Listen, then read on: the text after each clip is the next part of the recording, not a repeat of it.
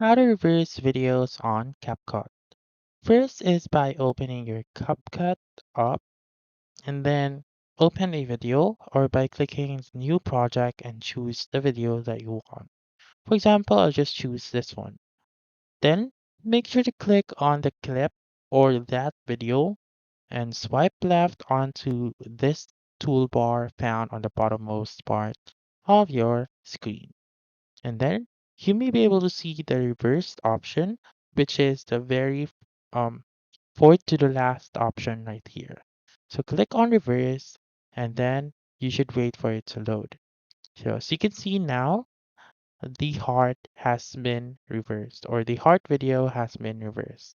You may also click reverse once again and then as you can see reverse applied right here. So instead of the heart that is going backwards, you may reverse it and the heart should go inwards or forward right here. So that's it.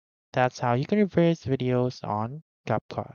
So that's all for this video. Let me know in the comments section if this works out for you.